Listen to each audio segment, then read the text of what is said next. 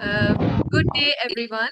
I am Faiza Saeed, Deputy Chair of the Asian Civil Engineering Coordinating Council's Future Leaders Forum.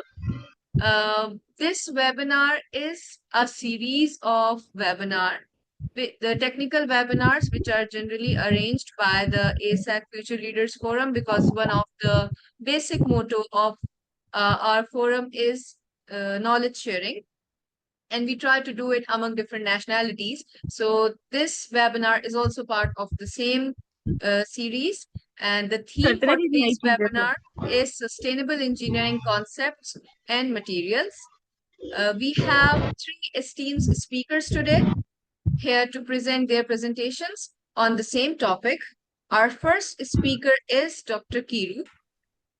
Dr. Kiru Pasupathy is an expert in concrete technology, specializing in the durability of concrete materials and sustainable cementitious materials.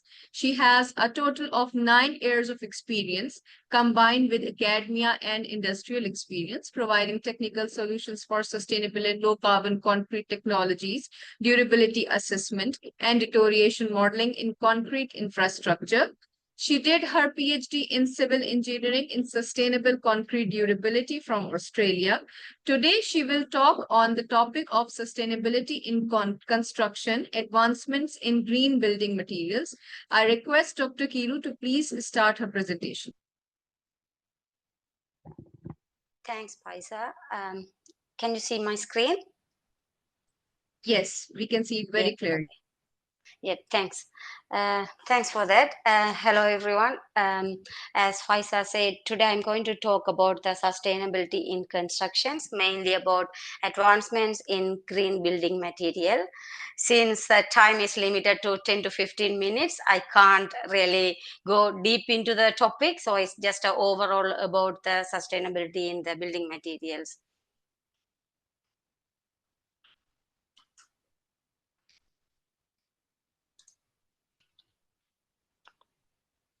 So the demand for the sustainability in construction is currently emerging in worldwide. This is because the construction activities are significantly contribute to the climate change, environmental issues, and which is leading to the higher carbon dioxide emissions.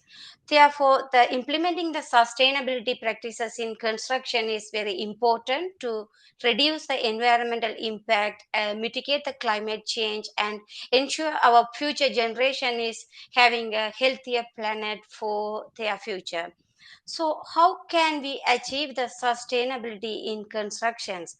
So, there are different ways we can ensure the sustainability in constructions, which includes minimize the environmental impact from the different type of construction activities, enhance the energy efficiency, resources conservations, reduce the water and electricity usage in the construction activity as well as the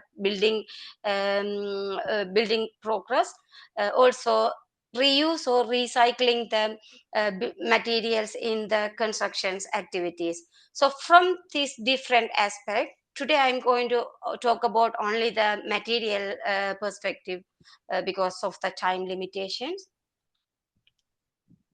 So, to achieve the green or sustainability in the building or construction material, there are different ways we can get these ones, which includes development of renewable materials for the building products.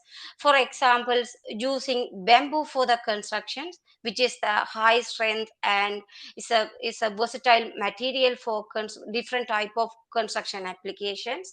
Or we can use coke, which is renewable and fire resistance with the high insulations properties, can be used for different type of flooring applications.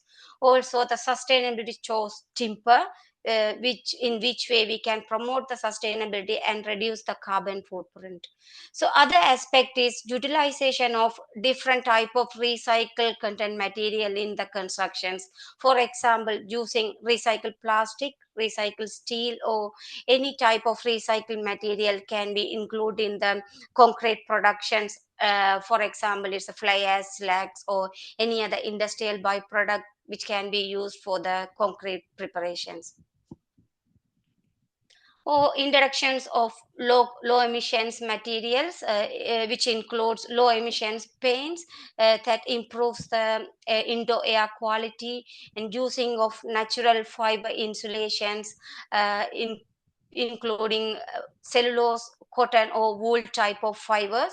They are very uh, sustainable and provide high thermal performance for the buildings. Also using some eco-friendly adhesive or sealants for the building product. In another way, we can use innovative sustainability material as a building product, like chemcrete, which is biodegradable. Also, it's a energy efficient, which provides higher excellent thermal insulations properties for buildings. Or using some mycelium insulations, which is a sustainable material that grown from a fungi, which offers higher insulations properties. Or using photovoltaic glasses that integrated with the solar power generation into the building materials, which contribute to the renewable energy usages. So these are different aspects we can ensure the sustainability of green in the building product. So compared to any other building product, concrete is the main and it's the predominant materials for the building or constructions, which because it's the most consumed man-made material in worldwide. However, the production of concrete is consume high amount of natural resources, and it is the major contributor for the higher carbon emissions to the environment. So it's well known that the production of Portland cement is contributing to the higher carbon dioxide emissions in worldwide. So on the other hand, the waste generations in global is rising rapidly. Compared to the current waste generations, it is expected to rise in 2015 by double than the current values, and it's expected to rise tripled by in 2000. So the reason for the waste generations increment is because of the popular increments and infrastructure developments. So these waste generations are generally associated with a different type of issues, including the depletions of the lands, increase the cost for the landfill waste, and also related to any other issues like environmental or health related issues. So these two are making the major contributor to the environmental impact or the climate change around the world.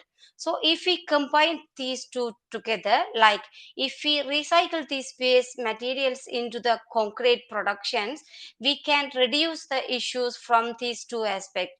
From the waste generation as well as the concrete making. By this way, we can achieve the sustainability uh, in the building product as well as the concrete making. So there are different type of recycled material can be used for the concrete productions. For example, recycled concrete. It is well known that recycled concrete is people are using everywhere the recycled concrete for the replacements of aggregate or cement in the concrete productions. In this way, we can achieve the circular economy for the construction industry, because the waste from the is recycled in the construction industry only. So, however, the higher amount of replacements has some issues for the concrete, which include the workability issues and the strength reduction issues. But this can also overcome by incorporating some different type of treatment method. For examples, using carbonation treatment or micro encapsulation treatment or any other type of treatments are available. So by this method, the recycled concrete can be a maximum use in the concrete productions.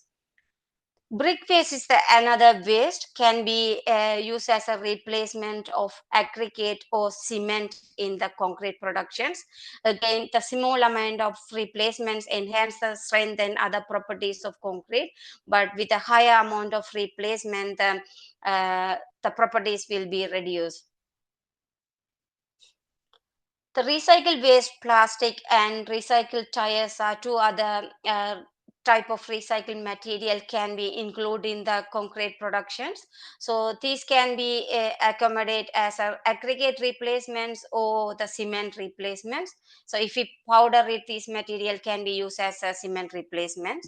Also, this material can be included as a fiber in concrete, which enhance the mechanical properties of the concrete materials. This has a potential for the sub-base applications for the pavement constructions. However, higher replacements against make some issues for the concrete.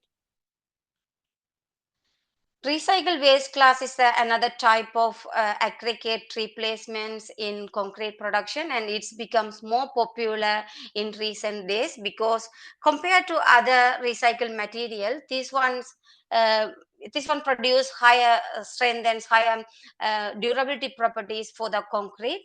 That's why people are more prone to use this recycle waste class for the recent construction applications.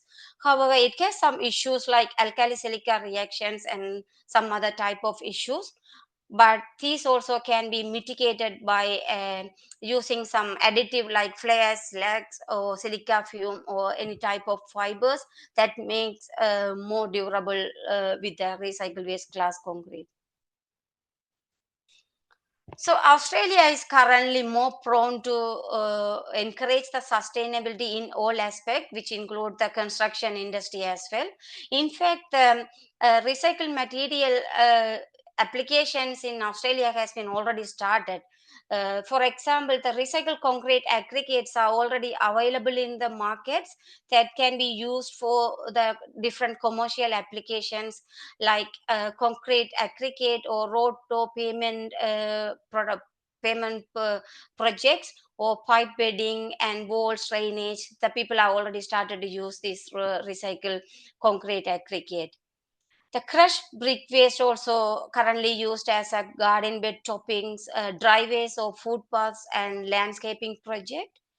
Also in 2018, Australia's first road was built with a recycled plastic and waste glass in Victoria. More than 25% of the asphalt mixed with this recycled product. So in 2019, the first Australian road was constructed entirely using the recycled materials in Adelaide, Australia. But this is the first one. After that, there are many other roads were constructed using recycled materials only. Also, the recycled plastic is currently using for the railway sleepers, benches, of fence garden product or footpaths in Australia.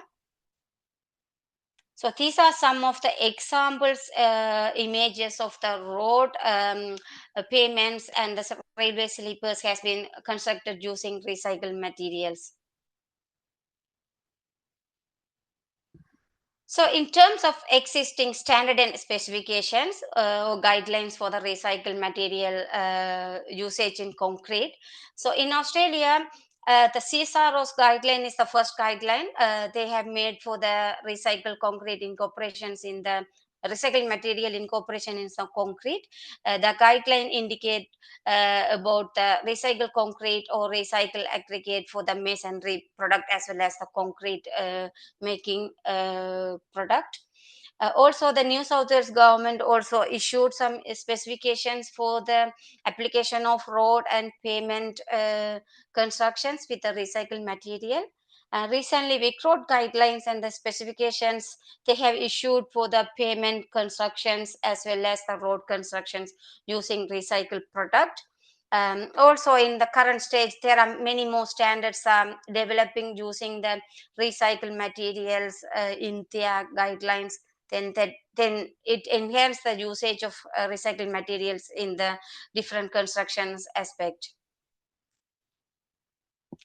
So, in conclusion, the sustainability practices in construction is very important to reduce the environmental impact, mitigate the climate change, and also reduce the carbon footprints from the construction industry. Utilizing the green materials contribute to the sustainability in constructions. Recycling waste material in concrete product is one of the way to achieve the sustainability. Australia is more keen to promote the sustainability path in constructions by using the recycle and reusing the materials in the construction work, and provide the priorities for the energy efficiency protocols, and adopt different type of eco-friendly building practices in their constructions work. Thank you.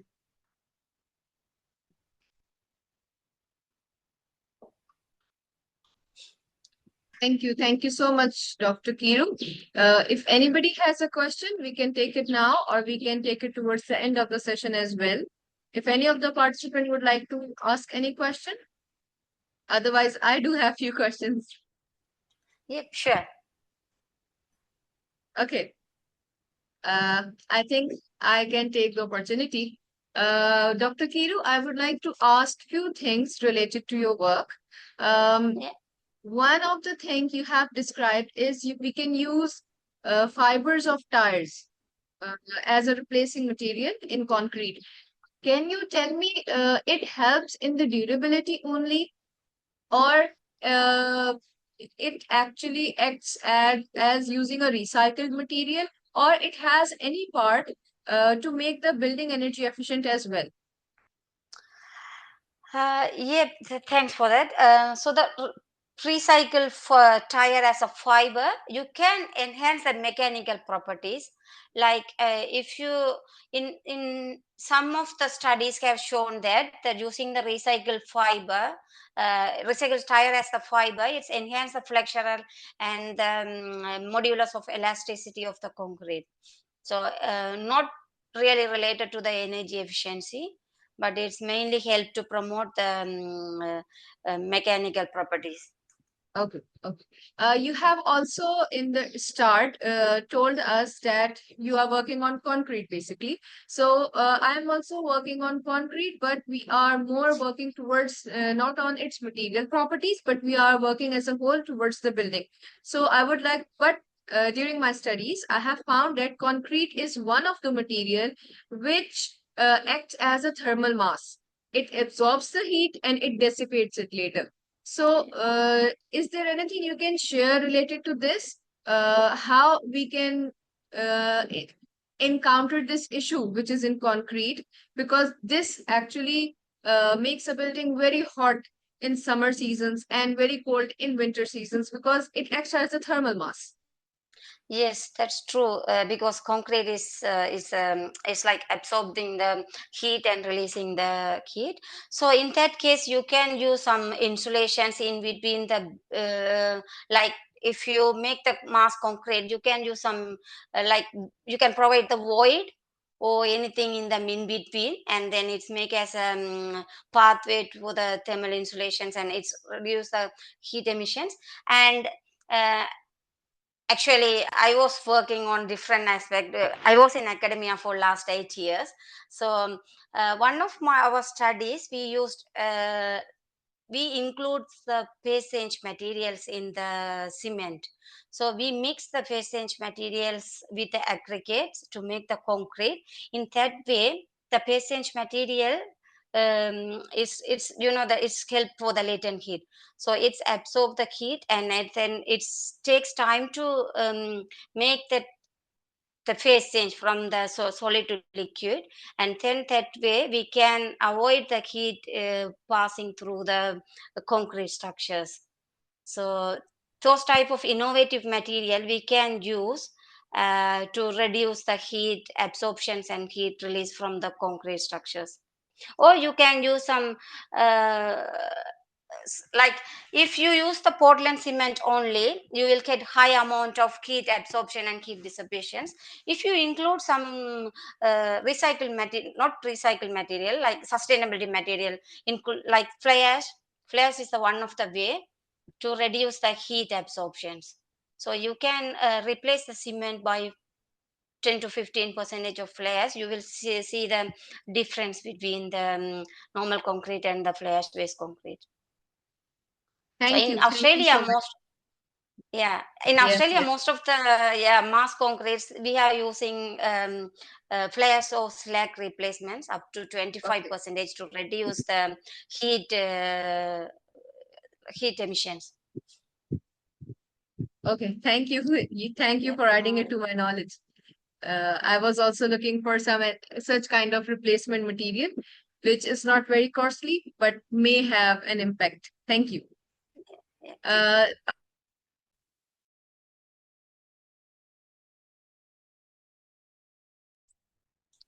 Our next speaker is Engineer Delaney Gamage. She is a chartered civil engineer with over 10 years of experience in civil and structural design, construction and project management in construction industry. She is an experienced structural design engineer who is working with different materials, for example, concrete, steel, masonry, and timber. She also has expertise in non-destructive testing of piles. No doubt, Delaney is also one of the very active member of our ASAC FLF community. Today, she'll talk on a topic which is Viva Elengua Tank Cascade System, which is a blueprint for sustainable water management in Sri Lanka. I would like to ask Engineer Delaney to please share her presentation. Thank you, Faisa, for the wonderful introduction. Let me share my screen.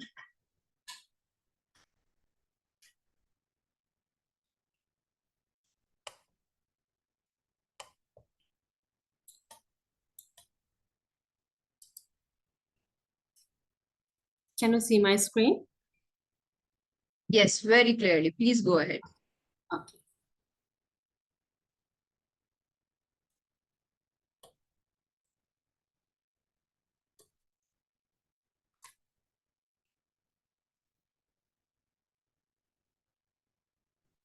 Okay. Give me a second.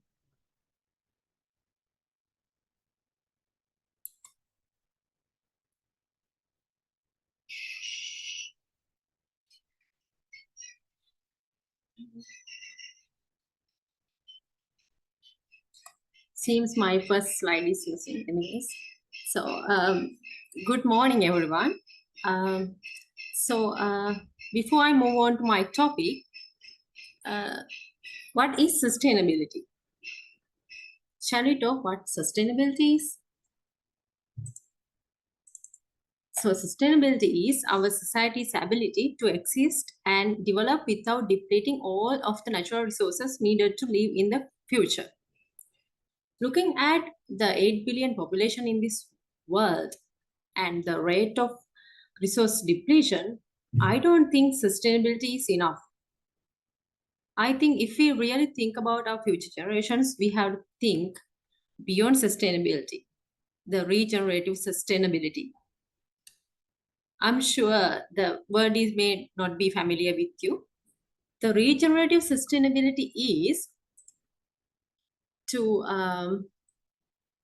not only to maintain the available resources and environment, but to improve and enhance those resources and the environment uh, in long run.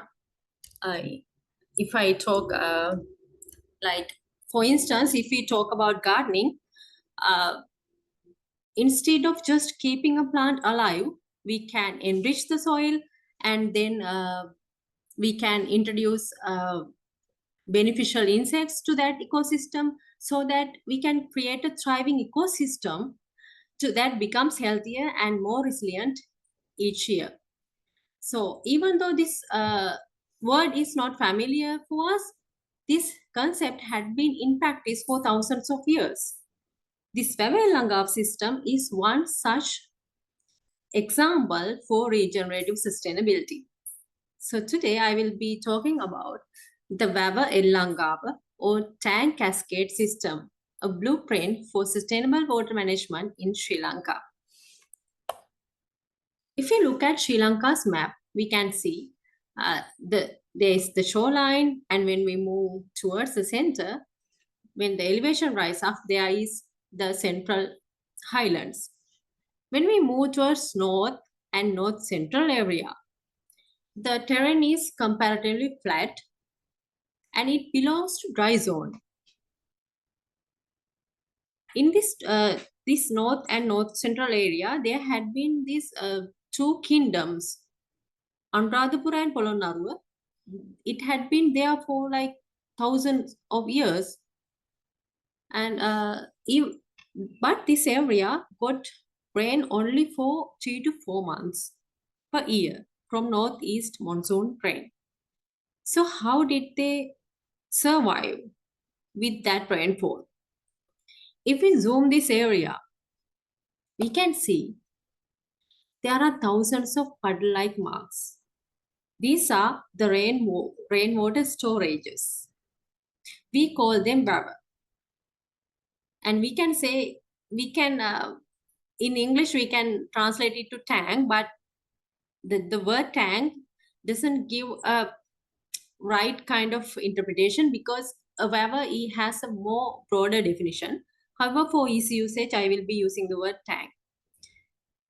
In Sri Lanka, according to Irrigation Department of Sri Lanka, there are over 30,000 tanks in Sri Lanka in varying sizes, from small tanks to the massive tanks. The largest has around more than 90 square kilometer surface area.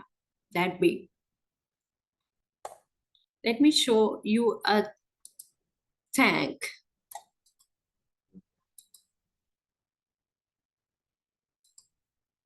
Unfortunately, my video is not playing, but you can see the image. It's highly naturalized. This is a small village tank. It's highly naturalized. In fact, it looks like an element of the natural ecosystem. These tanks, they work in function in clusters.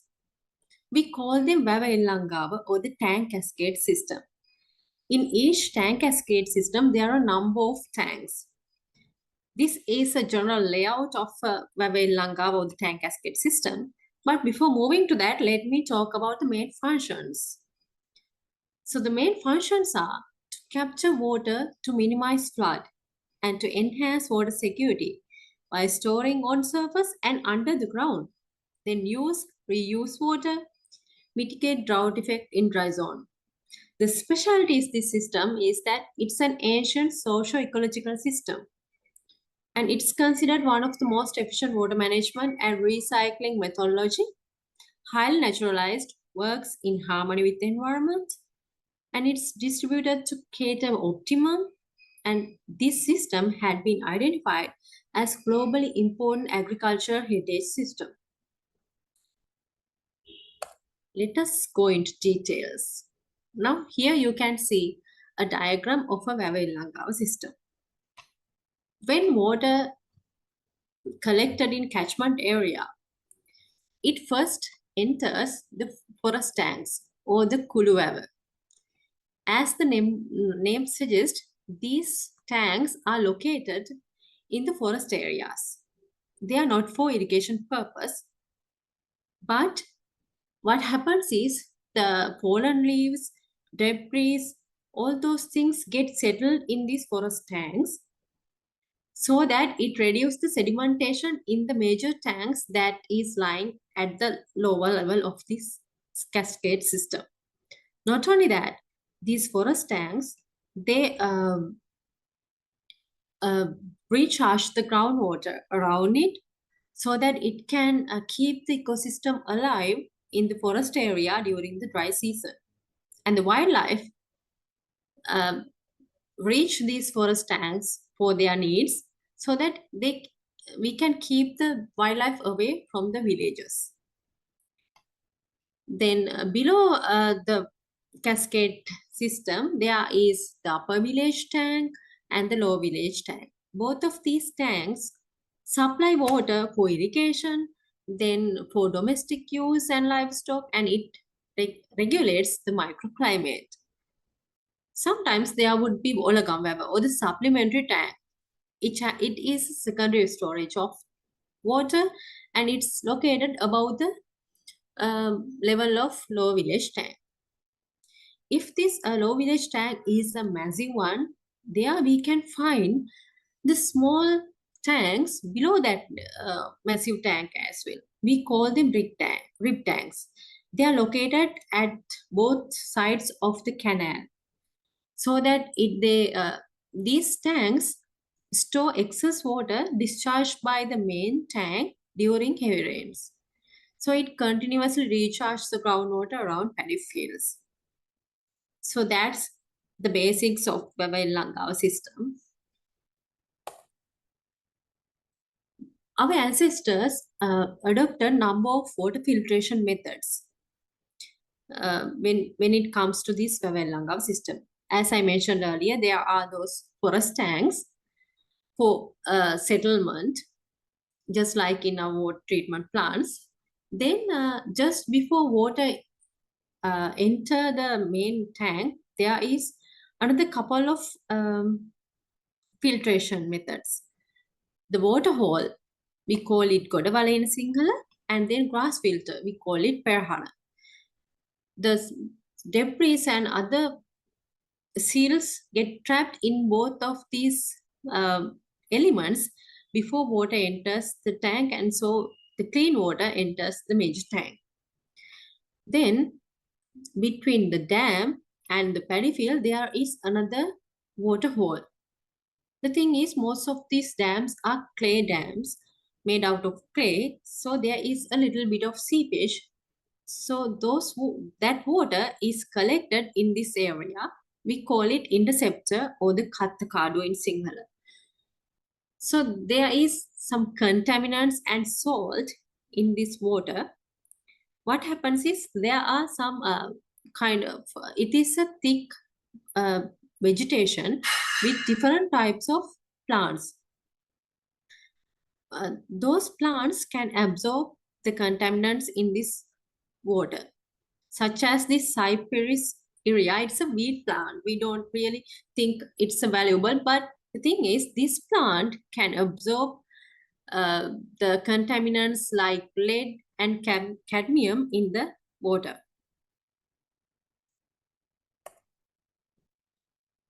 There are a number of elements associated with the tanks, but I would like to highlight a couple of these.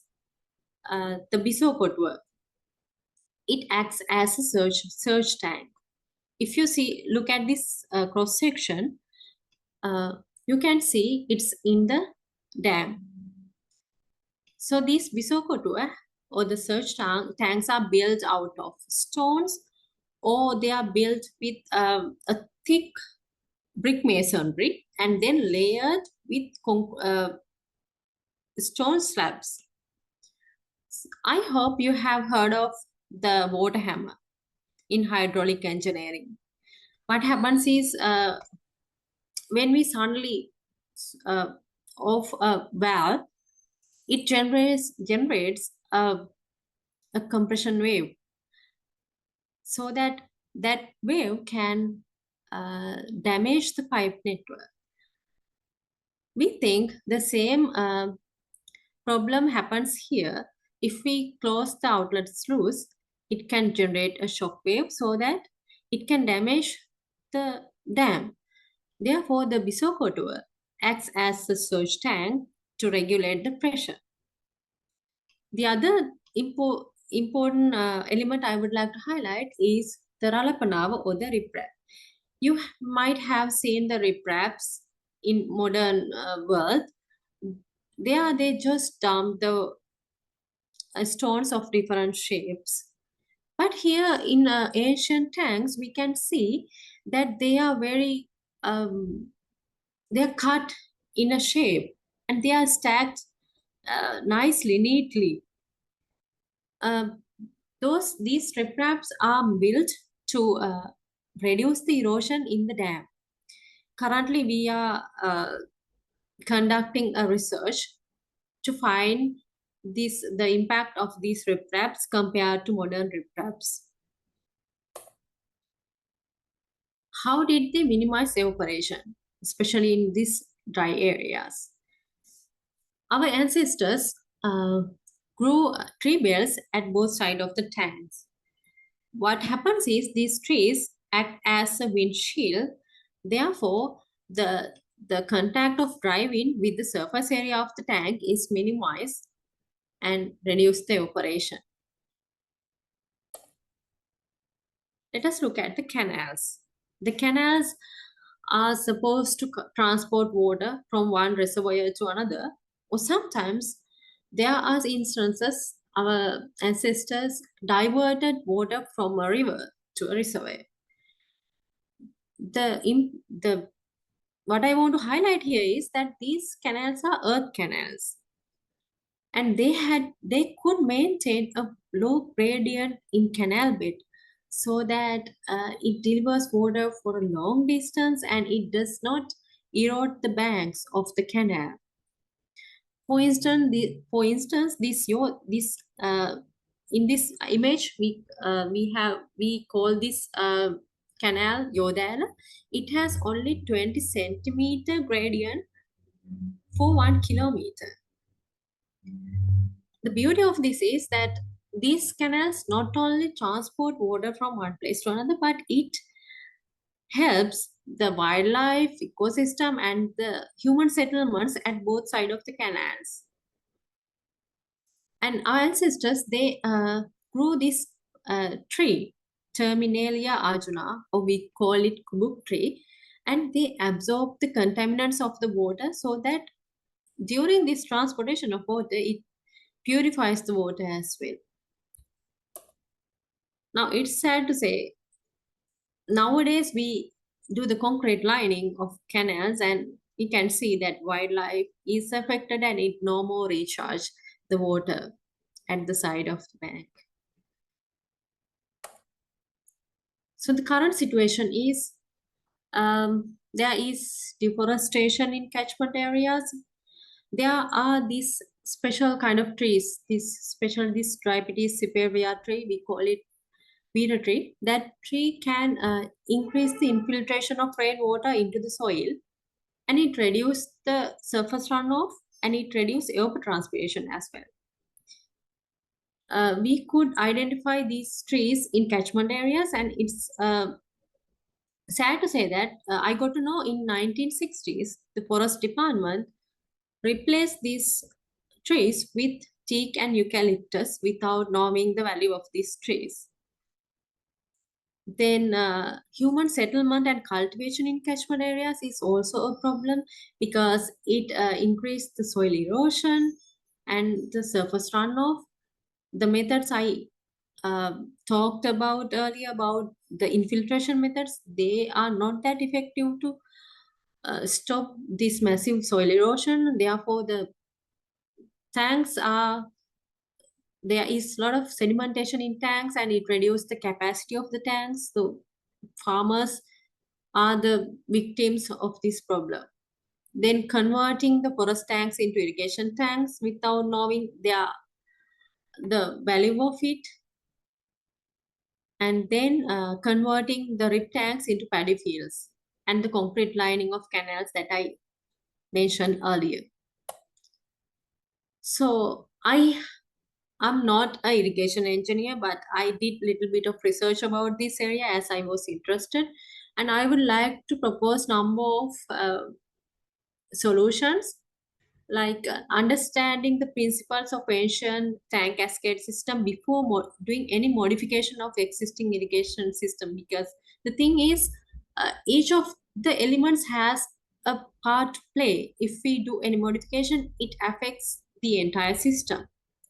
Then to preparation and implementation of a national policy for protection of the Babailanga or the tank cascade system, restoration of Babailanga system.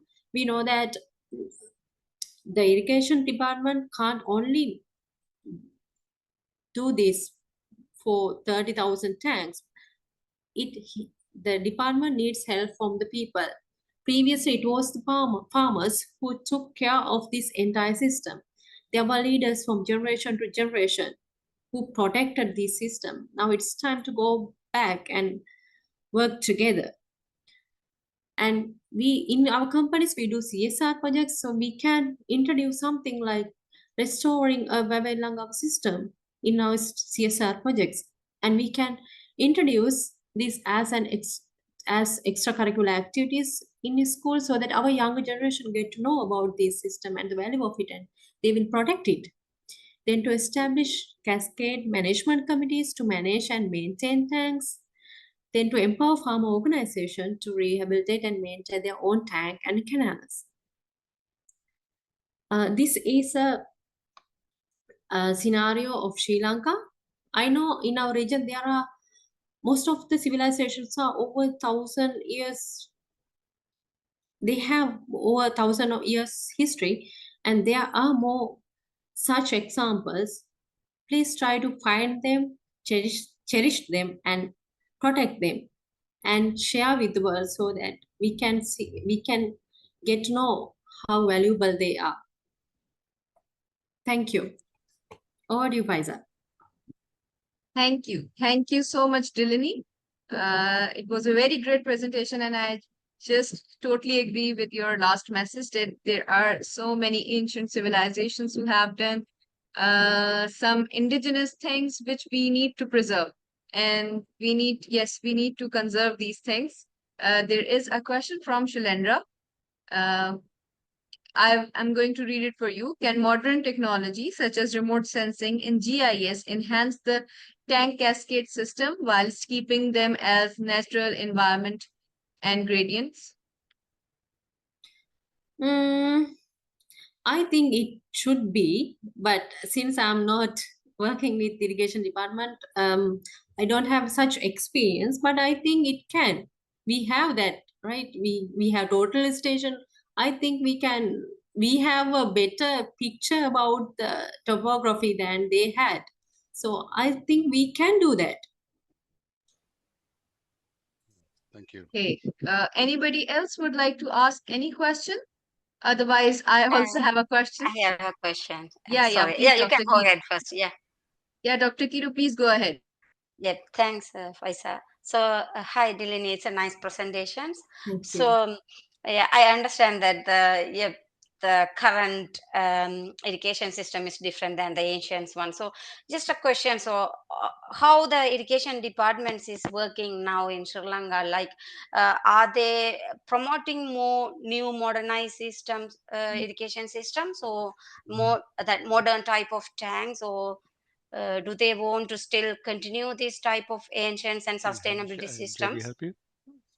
So I have talked to a number of irrigation engineers in Sri Lanka, and I know some engineers who are doing research about these tanks and try to adopt the ancient concept. And there are some engineers, they have different ideas. Some has the idea of modern engineering.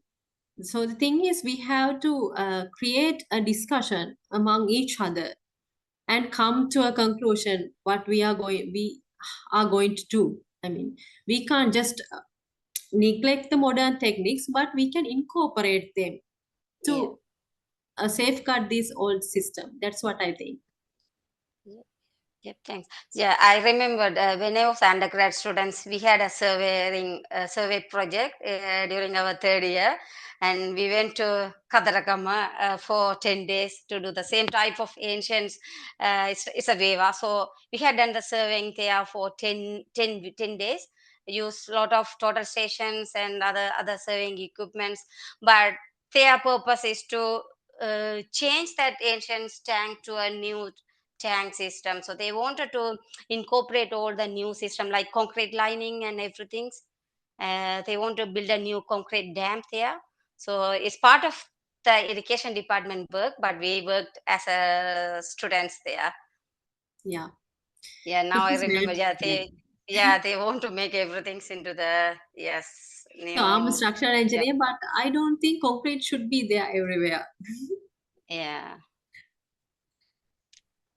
Yeah, Thanks. thank you. If anybody has any question, okay. Delaney, can you please clarify one more thing? While you were sharing the picture of the Veva system, you showed that after a clay dam, there is an inceptor area. Can you Yes, please explain then where does the water go from there? Since the dam is earlier and this this one. area is after that. Yes. Yes, can you please So explain the structure? So there is this, there in this picture we haven't shown the sluice. There is a sluice to uh, take water out of the tank and provide water to paddy field. But in this here, this is the interceptor is like it's a bioremediation trap. So this water is contaminated, and we clean it, but we don't provide water from this puddle. It's just the water seep from the dam. So it moves through a canal out of the paddy field without providing water to paddy field. Okay, thank you. Thank you so much. Now we have our next speaker. She is engineer Iman Siddiqui. She is a recent graduate from, she has done her civil engineering from NED University. And in her final project, she worked on the plastic waste and utilization of plastic waste as a construction material. Her work was also shortlisted for a nationwide competition. She has also achieved the Ghulam Ishaq Khan Institute of Engineering and Technology fully funded entrepreneurship research program. And during this, she continued working on her same project. She is also co-founder of the startup, which is named as Ecorefixers, which focuses on transforming plastic waste into a value-added product. Currently, she is working as a junior water resource engineer at AI Engineers Pakistan Limited, and today she'll talk on the topic of from trash to treasure, transforming plastic waste to sustainable construction material. Over to you, Eamon. Thank you so much, Faiza, for the introduction. Let me share the screen.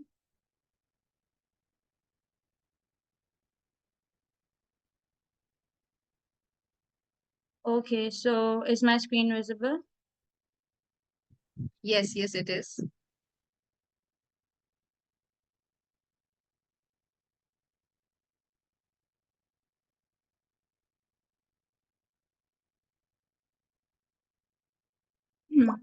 Okay, so hello everyone.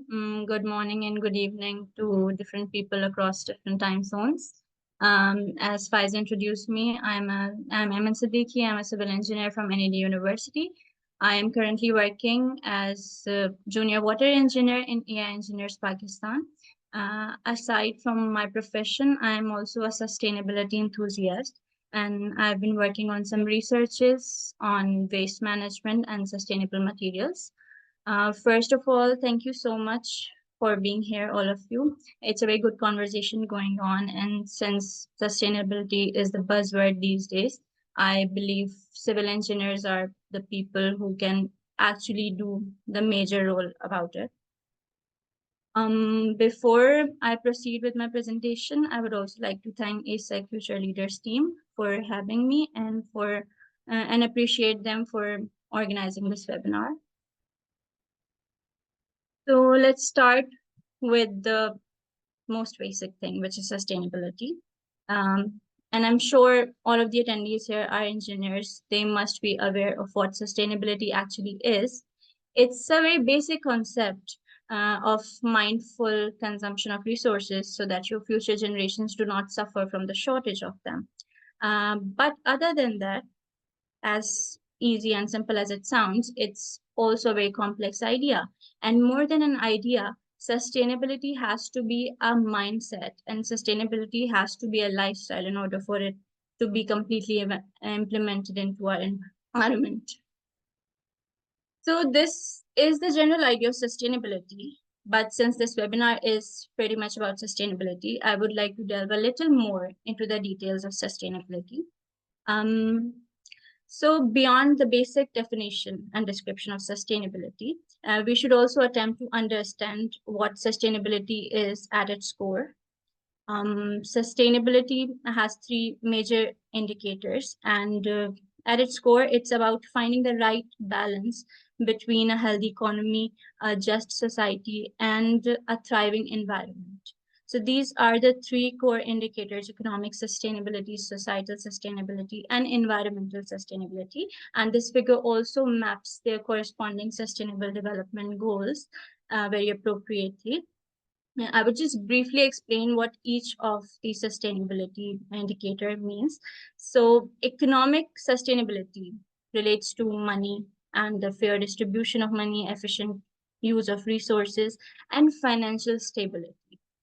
The societal sustainability relates to equity and justice, and it means that we live in a system where everyone enjoys equal rights and equal opportunity, to thrive and grow. And then coming to environmental sustainability, which is actually the most major thing. Environmental sustainability is about protecting our environment. It is about protecting it for future generations. And it means promoting such activities and healthy communities and reducing poverty and inequality across the nation, across the globe. But also, sustainability is not an overnight procedure. It requires a lot of mindful steps and mindful choices. And most importantly, it requires for unsustainable practices to be cut down and to propose workable and sustainable solutions and to keep contributing towards finding more sustainable solutions and switching to those alternatives. I've listed down some common unsustainable practices that are too hard to cut down. And the number one, which is using single use plastics, is something that I'm going to be talking about today.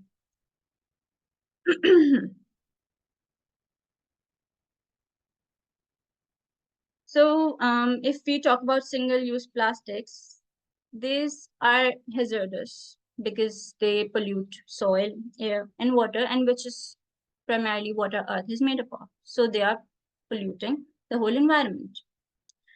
And just because they're polluting is not the only reason of their hazards. They are also non-biodegradable, which makes them even worse, which means they remain in our system forever. And this is something that we need to be working on. So, um, in order to combat this issue, it has to be taken down. And switching to no plastics overnight is not possible. So it's time that we start repurposing it and recycling it and reusing it because global trends have only shown that the use of plastics has increased with time. And I would like to share something that we can do about it. So plastic waste is a critical global challenge. As you can see in this graph as well, how plastic production has increased with time and population, and it has only exponentially increased. Not only increased, but exponentially increased. And it will continue to do so, no matter how many campaigns we run about going no plastics, using paper straws, paper bags, cloth bags, but still in a lot of industries, use of plastic is unavoidable. If I narrow it down to my country only, so Pakistan alone creates 3.3 million tons of plastic waste per year, which is a huge number. And this waste, when accumulated in one place, can create a heap twice as high as the height of K2, which is the second largest mountain of the world. And this report is published by UN in 2022. So that's enough to make us realize the magnitude of this. Another challenge related to the construction industry and our built environment is that the carbon emission and the carbon footprint is so great that conservatively you can say half of the global carbon emissions are from the built environment, which is another big challenge. So my research basically addresses some of the most major menaces of the society, which are waste management, carbon footprint, and water footprint. So the objectives of my research are to transform plastic waste into construction blocks and to find an optimum proportions of raw material where we can find the best mechanical properties of them and evaluating them, the block properties of them for code guidelines. Either they comply with the codes or not. Are they totally replaceable or not? And also to optimize the process while ensuring that there are as low emissions as possible. So this slide shows the methodology of my research. What we have done in this research is we have done closed environment heating of shredded ABS plastic and sand. And in some samples, we have also used fly ash along with that, which can also enhance its mechanical properties. So basically, the shredded plastic and sand is made into an amalgam by heating it. And this amalgam is then poured into molds, and then it is cooled down to make these plastic sand composite blocks. Now, if you look at this, uh, we have not used plastic as fibers, nor we have used it as aggregates. In this process, we have used plastic as a binder itself, just like we use cement in concrete blocks. So plastic is acting as a binder here, and also plastic is used in a good quantity here. So for one block, almost 1 kg of plastic is used. So you can imagine if you make 1,000 such blocks, it can reduce 1 ton of plastic from the world. This is an evolution of a prototype. So this procedure was a trial and error procedure where we tried out different proportions, different types of plastics at different temperatures, and then different products were formed, out of which we evaluated which was the best product. So the first experiment was with PET bottles and plastic bags. It did not provide the consistency that is required to form it into a block. That is why it was discarded. LDP also showed good results, but it showed a lot of shrinkage. That's why it was also discarded. HDP plus PVP showed very good results, and using this combination, you can achieve the desired results. And the one that we used was ABS plastic, which is the last block shown here, because of its a great finish and its shiny properties and good aesthetic appeal. These pictures also show our iterative procedure where we turn it into different size blocks, bricks, and pavers. Talking about the resulting properties, we performed several tests on these. The compressive strength results are shown here. 3 samples were tested for compressive strength, and alongside every sample of our plastics and composite block, we also tested a concrete block. And these were the resulting properties. On average, our plastics and composite blocks turned out to be 67% stronger than a conventional concrete block. And this was tested from IS 2185 codes, and the required strength was 725 psi, while our blocks showed a strength of more than 2000 psi on average. Talking about the water absorption tests, these are the results. So less than 10% of water absorption is allowed by the code for a general block.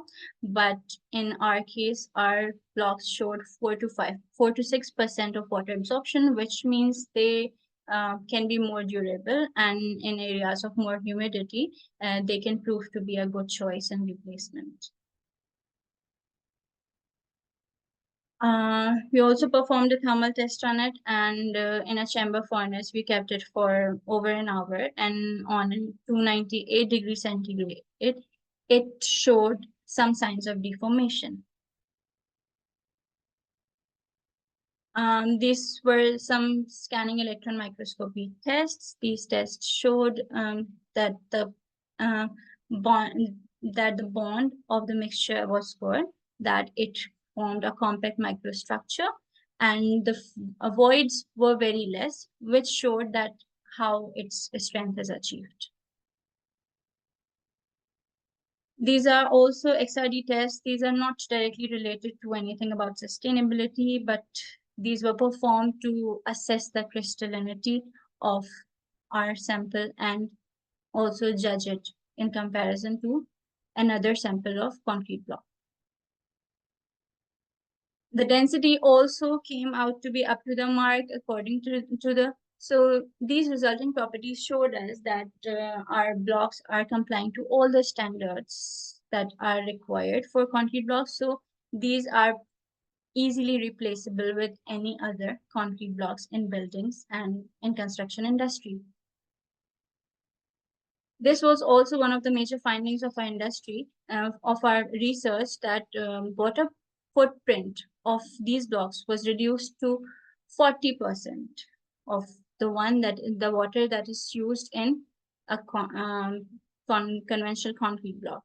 And talking about the carbon footprint, it was 90% less than that, which is a huge achievement, because when you use concrete and concrete blocks, the mixing of concrete alone is a very exothermic reaction, and it releases a lot of heat in the environment. So that is also reduced. So in conclusion, we have found these research findings that ABS plastic waste can be transformed into construction materials, and a lot of other types of plastics can also be used to do the same. So it can be a sustainable alternative in construction industry, and we have shown this from experimental results, and we have found the most optimized ratio for this. So I think it's about time that we start thinking wisely about how to switch to sustainable alternatives so that we can save our earth from being deteriorated more, because we are the last generation that can do something about climate change. So I think it's about time that we start switching to more sustainable alternatives. Thank you.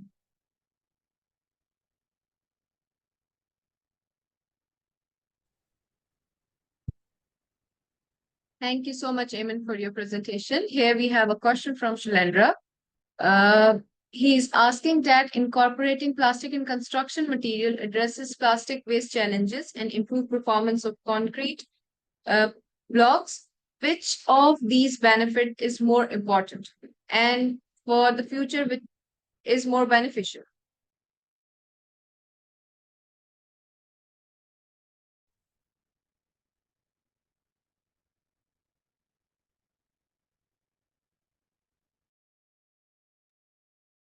Sorry, a trick question. You muted, Ayman. Yeah, it's not a trick question. I think the concrete blocks that we are using have adequate strength, and we are able to build buildings on them. So it's not Mm, that big of a challenge to improve the strength or mechanical properties of conventional concrete blocks. mm. But this is a bigger challenge. The climate challenge, the environmental challenge is the Plastic. bigger. So Yeah, it's about time that we start addressing that. yeah, very good. Now, well presented. Thank you. Okay. Now this brings an end to our webinar. And if anybody else has any question for Eamon, I would like to. Okay, Shoaib has something to say. Yes, Eamon, would you like to answer? Yes, let me read that.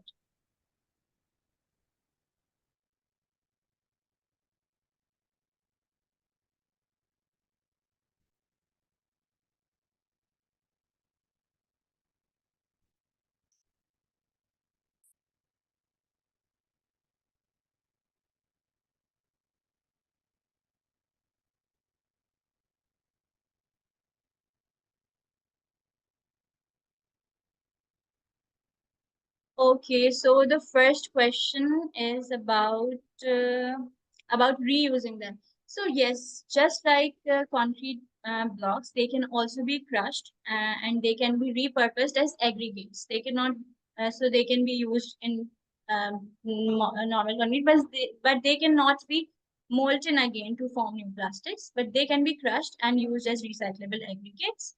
Uh,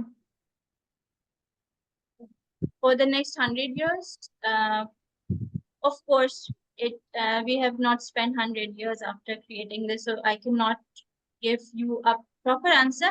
But the durability is higher because it absorbs less water and it has higher strength. So we can comment on its durability that it will be more durable than the conventional concrete block. And after that, you have asked about withstanding high temperature. So it can withstand a temperature of 300 degrees Celsius without deforming. I'm sure we are not going, due to climate change, we are not going to 300 temperature of the environment. Yes, in cases of fire, it can be destroyed. but that's the same about every other building. In case of fire, all the buildings can destroy too. So yes, that's the answer. We have From another it, question, Eamon. do you really think it could be, yeah, I hope not 300. We cannot survive 40-degree here without support from the government environment.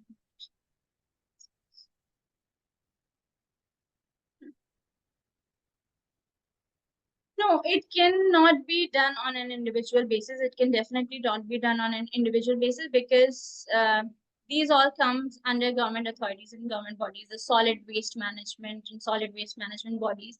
So it's imperative to take them in loop to do some sort of MOUs with them and take the support in them. That's the only way it can be done on a large scale.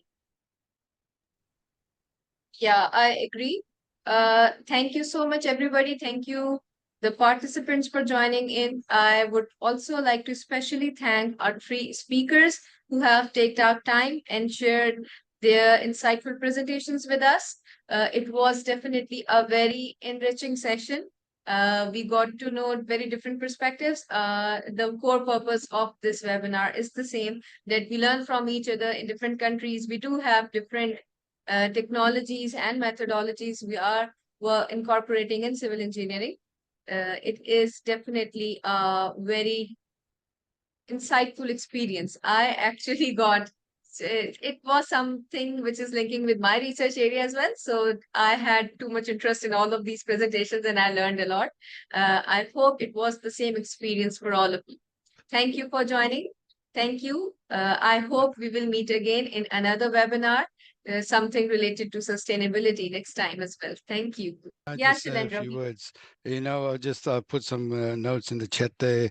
I really sincerely want to thank Kiru, Dilani, and Ayman for I suppose they've used their time to prepare the presentations. I think the quality of presentations were excellent. The slides were really good, and really all three are useful for AK going forward. And I just wanted to add to Dilani's one. We've got to keep on promoting heritage and the old systems. This is great, yeah. But anyway, thank you very much, all three of you. And also thank you to Faiza for arranging this. Faiza did a great job too. Thank you very much. Thank you so much. Thank you for your words. It really means a Sure. lot. Thank you for Yeah. encouraging us. Thank you, everyone. Bye. With this, we formally conclude the session.